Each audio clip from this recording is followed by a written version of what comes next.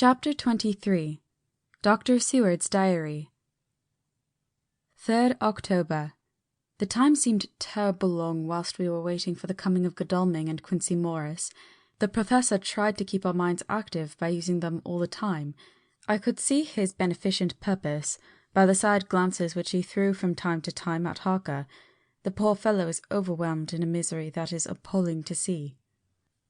Last night he was a frank, happy-looking man, with strong, youthful face, full of energy, and with dark brown hair. Today he is a drawn, haggard old man, whose white hair matches well with the hollow burning eyes and grief-written lines of his face. His energy is intact. In fact, he is like a living flame. This may be yet his salvation, for, if it all go well, it will tide him over the despairing period. He will then, in a kind of way, wake again to the realities of life.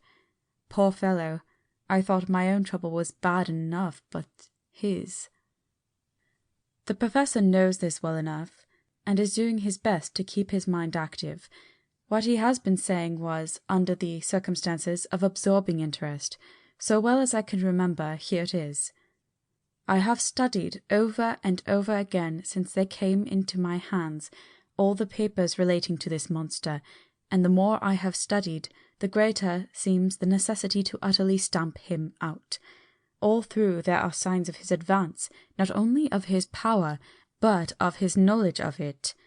As I learned from the researches of my friend Arminius of Budapest, he was in life a most wonderful man, soldier, statesman, and alchemist, which latter was the highest development of the science knowledge of his time. He had a mighty brain, a learning beyond compare, and a heart that knew no fear and no remorse. He dared even to attend the schoolments, and there was no branch of knowledge in his time that he did not essay. Well, in him the brain power survived the physical death, though it would seem that memory was not all complete. In some faculties of mind he has been, and is, only a child, but he is growing, and some things that were childish at the first are now of man's stature. He is experimenting, and doing it well, and if it had not been that we have crossed his path, he would be yet. He may be yet if we fail, the father or furtherer of a new order of beings, whose road must lead through death, not life. Harker groaned and said, "And this is all arrayed against my darling. But how is he experimenting? The knowledge may help us to defeat him. He has all along, since his coming, been trying his power, slowly but surely. That big child brain of his is working. Well for us it is as yet a child brain, for had he dared at the first to attempt certain things, he would long ago have been beyond our power. However, he means to succeed, and a man who has centuries before him can afford to wait and to go slow. Festina lente may well be his motto." "I fail to understand," said Harker warily. "Oh, do be more plain to me. Perhaps grief and trouble are dulling my brain." The Professor laid his hand tenderly on his shoulder as he spoke. "Ah, my child, I will be plain. Do you not see how, of late, this monster has been creeping into knowledge experimentally, how he has been making use of the zoophagous patient to effect his entry into friend John's home? For your vampire, though in all afterwards he can come when and how he will, must at the first make entry only when asked thereto by an inmate. But these are not his most important experiments. Do we not see how at the first all these so great boxes were moved by others? He knew not then, but that must be so. But all the time that so great child brain of his was growing, and he began to consider whether he might not himself move the box. So he began to help, and then, when he found that this be all right, he tried to move them all alone, and so he progress. And he scatter these graves of him, and none but he know where they are hidden. He may have intent to bury them deep in the ground, so that he only use them in the night, or at such time as he can change his form. They do him equal well, and none may know these are his hiding place. But, my child, do not despair. This knowledge come to him just too late. Already all of his layers but one be sterilized as for him, and before the sunset this shall be so. Then we have no place where he can move and hide. I delayed this morning so that we might be sure. Is there not more at stake for us than for him? Then why we not be even more careful than him? By my clock it is 1 hour, and already, if all be well, friend Arthur and Quincy are on the way to us. Today is our day, and we must go sure, if slow, and lose no chance. See, there are 5 of us when those absent ones return. Whilst he was speaking, we were startled by a knock at the hall door, the double postman's knock of the telegraph boy. We all moved out to the hall with one impulse, and Van Helsing, holding up his hand to us to keep silence, stepped to the door and opened it. The boy handed the dispatch. The professor closed the door again, and, after looking at the direction, opened it and read it aloud. Look out for D. He has just now, 12:45, come from Carfax hurriedly and hastened towards the south. He seems to be going the round and may want to see you. Mina. There was a pause, broken by Jonathan Harker's voice. Now God be thanked we shall soon meet. Van Helsing turned to him quickly and said, God will act in his own way and time. Do not fear, and do not rejoice as yet, for what we wish for at the moment may be our undoings. I care for nothing now, he answered hotly, except to wipe out this brood from the face of creation. I would sell my soul to do it. Oh, hush, hush, my child, said Van Helsing. God does not purchase souls in this wise, and the devil, though he may purchase, does not keep faith. But God is merciful and just, and knows your pain and your devotion to that dear Madame Mina. Think you how her pain would be doubled did she but hear your wild words. Do not fear any of us. We are all devoted to this cause, and today shall see the end. The time is coming for action. Today this vampire is limit to the powers of man, and till sunset he may not change. It will take him time to arrive here. See, it is 20 minutes past 1, and there are yet some times before he can hither come, be he never so quick. What we must hope for is that my Lord Arthur and Quincy arrive first. About half an hour after we had received Mrs. Harker's telegram, there came a quiet, resolute knock at the hall door.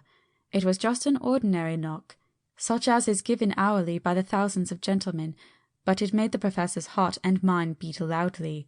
We looked at each other, and together moved out into the hall. We each held ready to use our various armaments, the spiritual in the left hand, the mortal in the right. Van Helsing pulled back the latch, and, holding the door half open, stood back, having both hands ready for action. The gladness of our hearts must have shown upon our faces when on the step, close to the door, we saw Lord Godalming and Quincy Morris. They came quickly in and closed the door behind them, the former saying as they moved along the hall, "It is all right. We found both places, 6 bones in each, and we destroyed them all." "Destroyed?" asked the professor. "For him." We were silent for a minute, and then Quincy said, "There's nothing to do but wait here. If, however, he doesn't turn up by 5 o'clock, we must start off, for it won't do to leave Mrs. Harker alone after sunset." "He will be here before long now," said Van Helsing, who had been consulting his pocket-book. "Nota bene, in Madame's telegram he went south from Carfax. That means he went to cross the river, and he could only do so at slack of tide, which should be something before 1 o'clock. That he went south has a meaning for us. He is as yet only suspicious, and he went from Carfax first to the place where he would suspect interference least. You must have been at Bermondsey only a short time before him. That he is not here already shows that he went to Mile End next.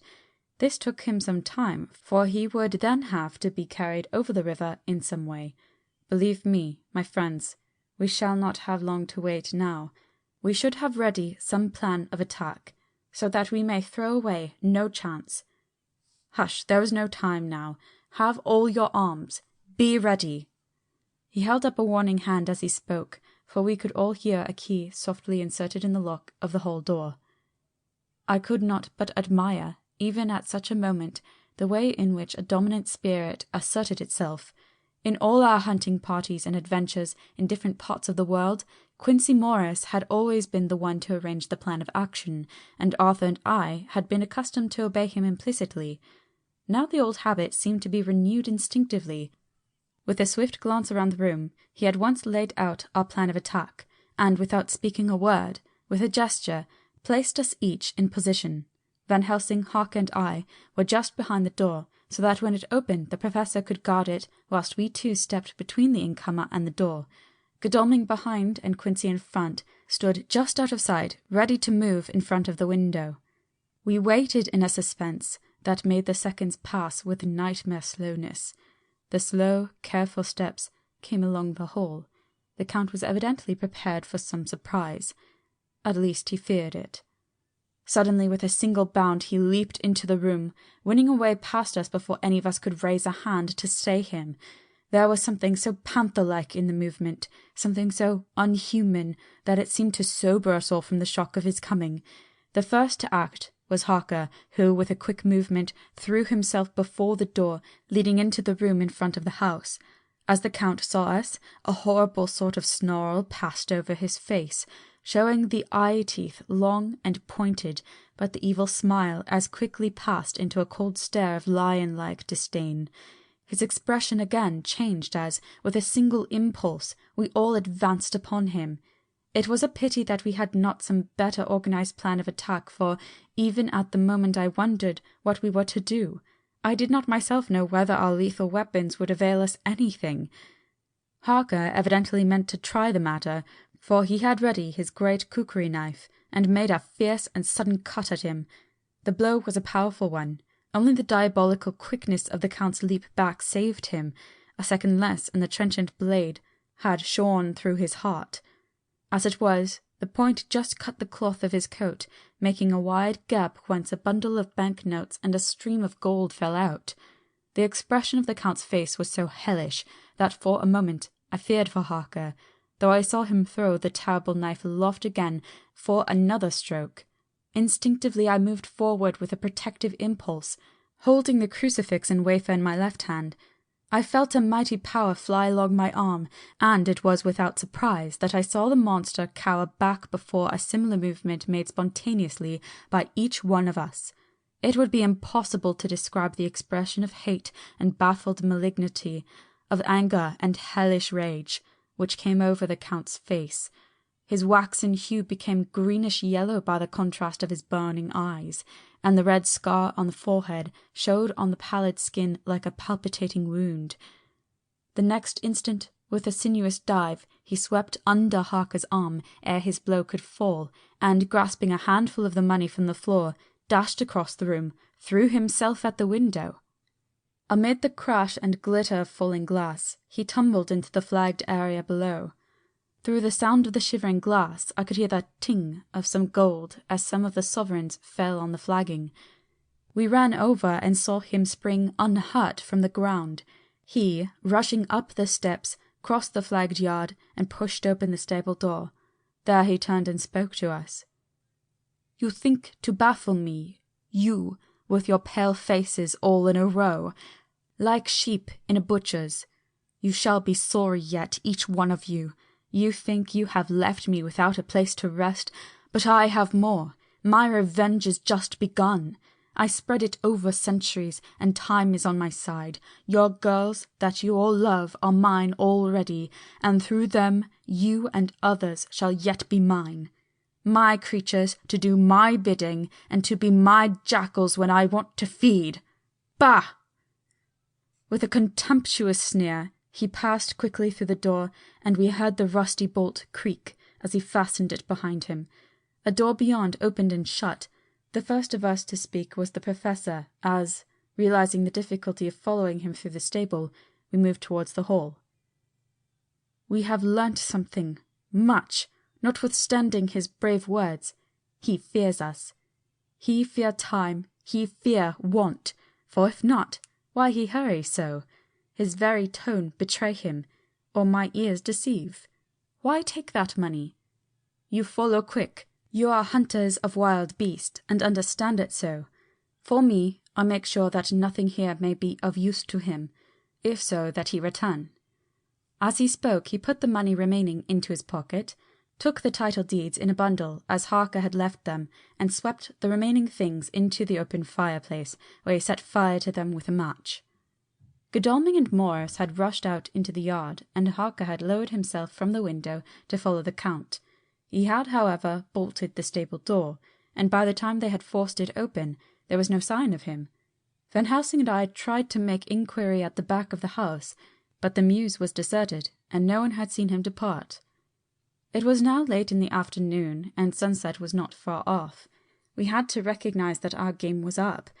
With heavy hearts, we agreed with the Professor when he said, "Let us go back to Madame Mina. Poor dear Madame Mina, all we can do just now is done, and we can there, at least, protect her. But we need not despair. There is but one more earth box, and we must try to find it. When that is done, all may yet be well." I could see that he spoke as bravely as he could to comfort Harker. The poor fellow was quite broken down. Now and again he gave a low groan which he could not suppress. He was thinking of his wife. With sad hearts we came back to my house, where we found Mrs. Harker waiting us, with an appearance of cheerfulness which did honour to her bravery and unselfishness. When she saw our faces, her own became as pale as death.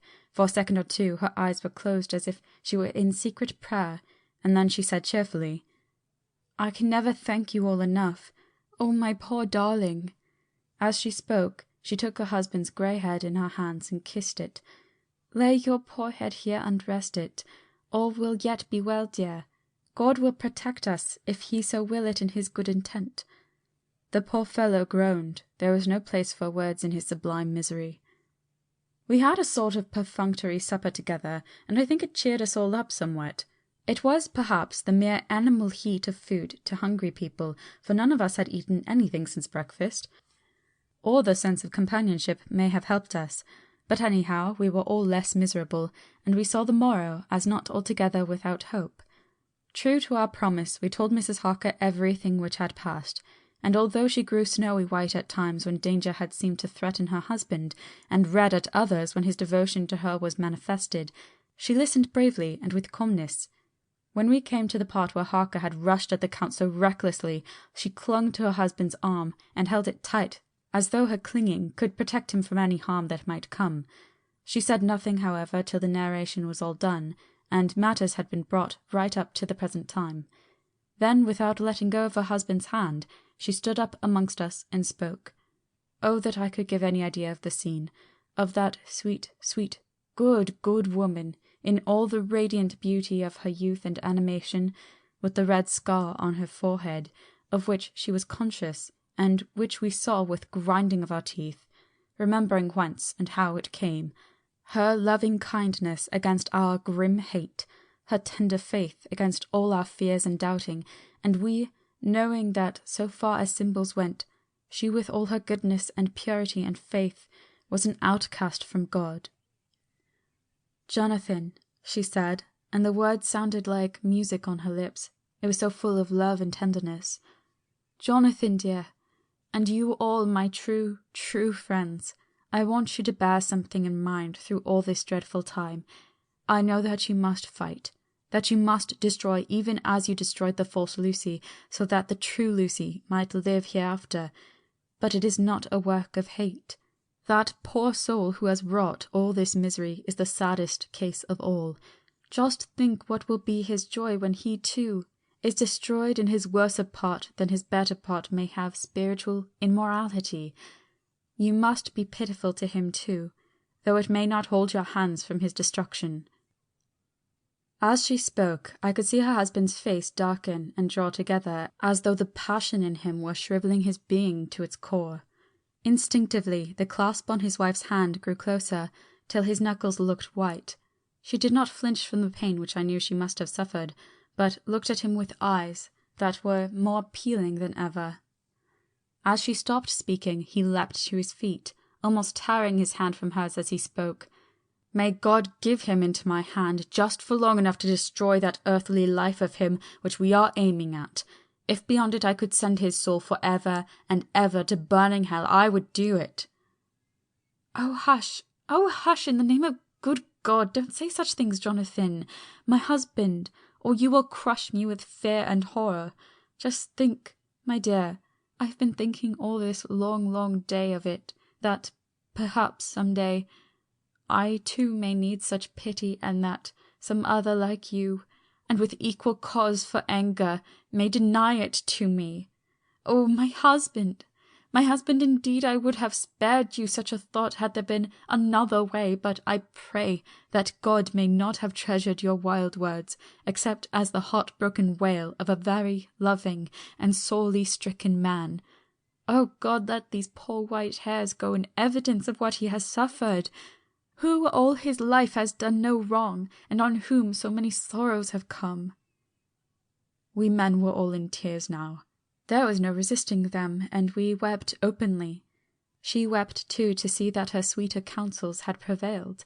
Her husband flung himself on his knees beside her, and putting his arms around her, hid his face in the folds of her dress. Van Helsing beckoned to us, and we stole out of the room, leaving the two loving hearts alone with their God. Before they retired, the Professor fixed up the room against any coming of the vampire, and assured Mrs. Harker that she might rest in peace. She tried to school herself to the belief, and manifestly, for her husband's sake, tried to seem content.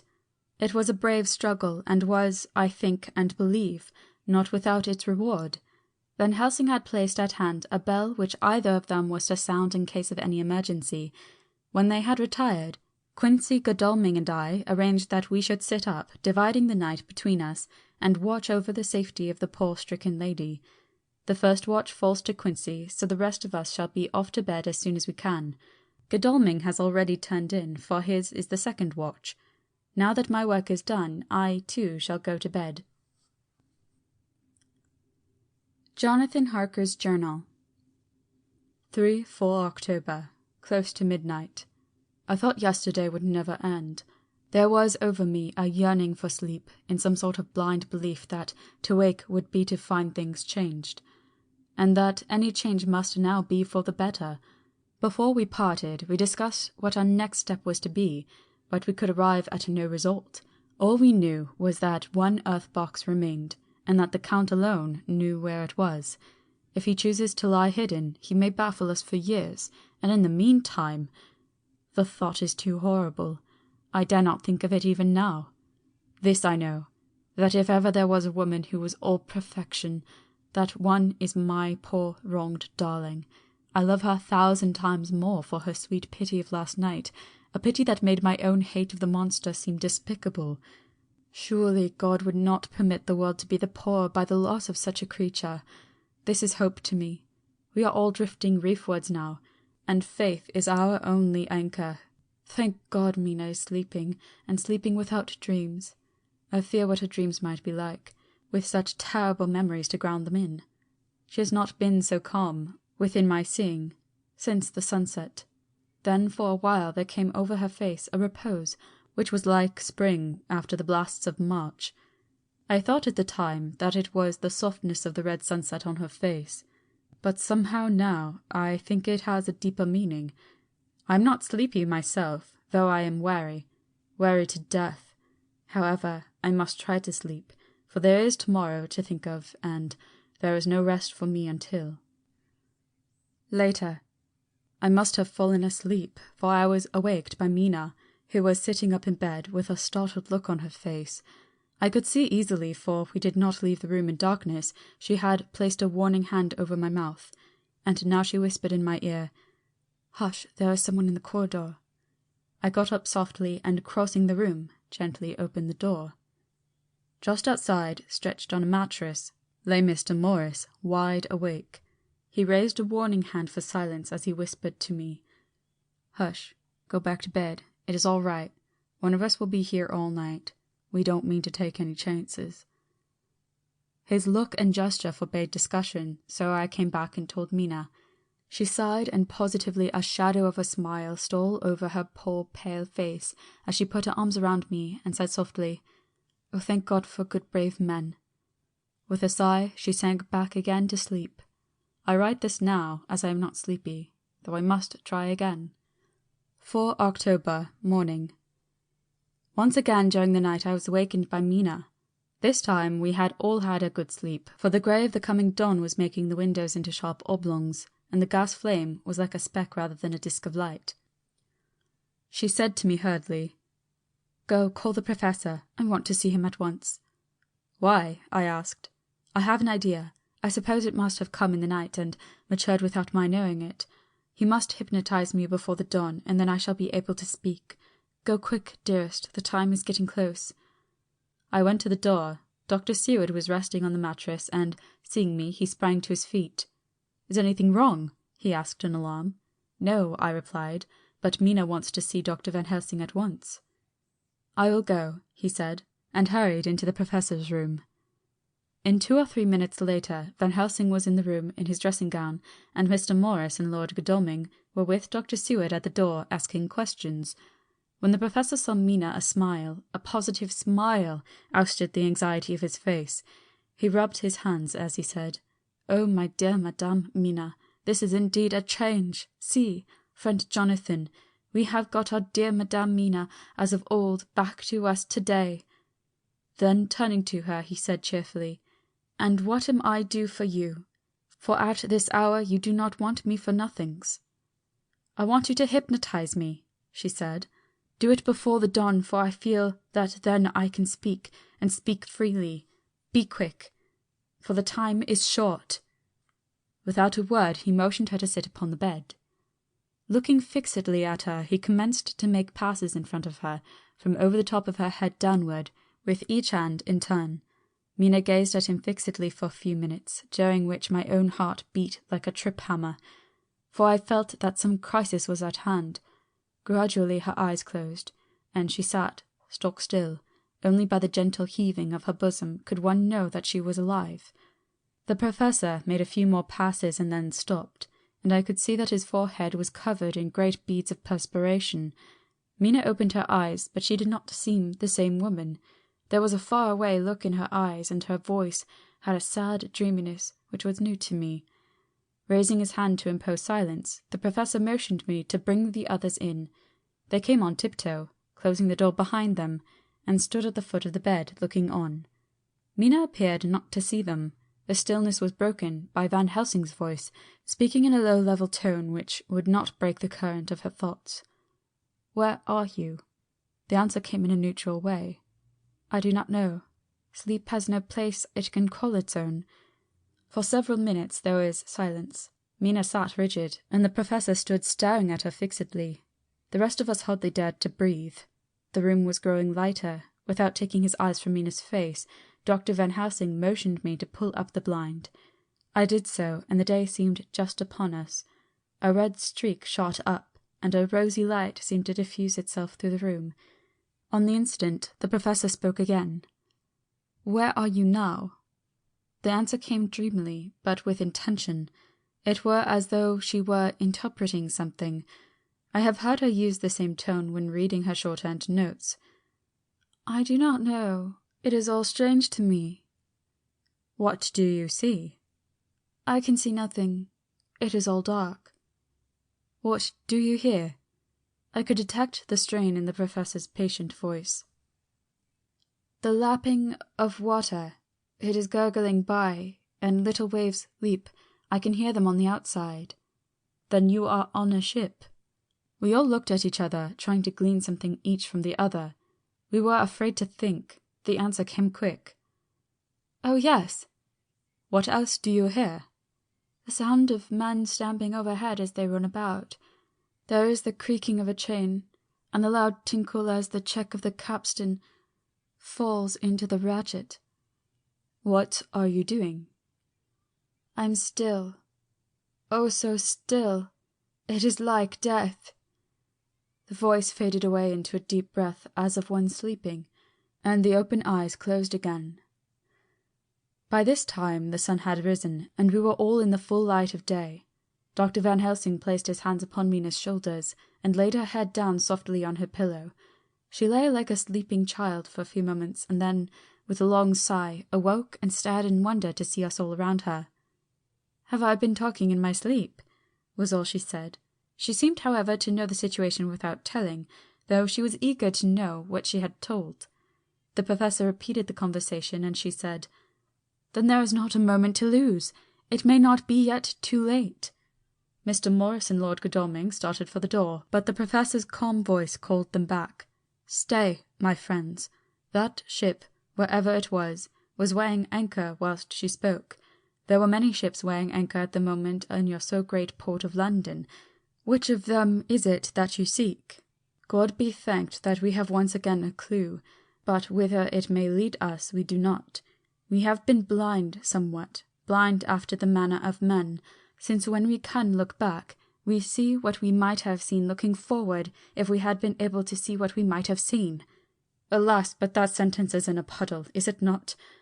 We can see now what was in the Count's mind when he seized that money, though Jonathan's so fierce knife put him in the danger that even he dread. He meant escape. Hear me.